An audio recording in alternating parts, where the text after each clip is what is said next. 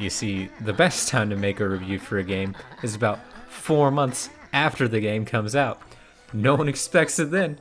So let's talk about one of my favorite games, Banjo Threeie, the big boy sequel of Banjo-Kazooie that succeeded by expanding on the original game. While Yooka Laylee over here built up to be the spiritual successor of the Banjo-Kazooie series, the hypothetical Banjo Threeie that we never got to see, this game took a step back. And I, for one, was expecting a good amount from Yooka Laylee. The Kickstarter came out, the original Banjo-Kazooie team from Rare, all on board.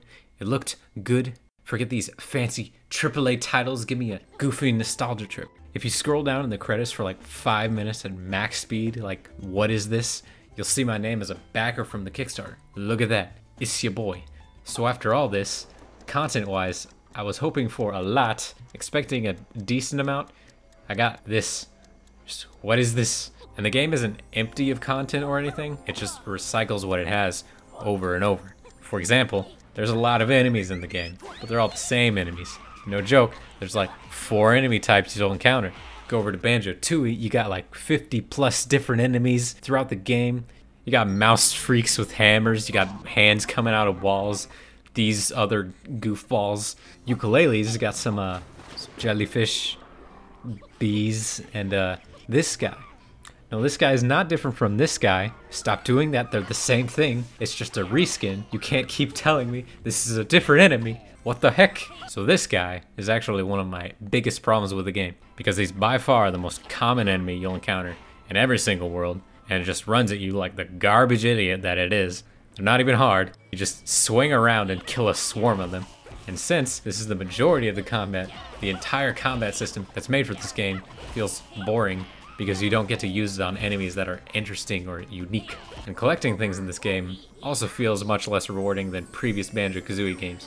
To put things in perspective, Banjo-Kazooie, 9 worlds. Banjo Threeie, 9 worlds. Yooka Laylee, that's 5. Significantly downgrading the amount of variety you'll see.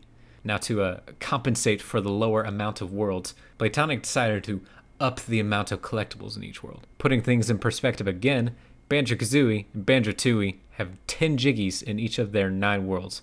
Yooka Laylee, renaming Jiggies to Pagies, 25 in each world.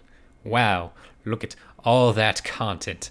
Except now that there's 25 big collectibles in each world, it feels so much less rewarding to get a Pagie, because there's so many, they're around every corner, and most Pagies aren't even challenging to get. But okay, alright, it's time to stop bashing this game. It's inevitable that I would compare this game to my favorite series of games in my childhood, and since I hold those games very highly, I'm being very critical of this game. Despite me being underwhelmed by the recycled or lack of content in general, I actually still enjoyed going on a nostalgia trip. It'll never live up to the original Banjo-Kazooie games, but it still kept me wanting to collect more and more like I used to do. So, it's good enough. It's not a top tier gem. But it's okay. It's okay. I'm gonna give it a 6 out of 10. You like that? I'm outie.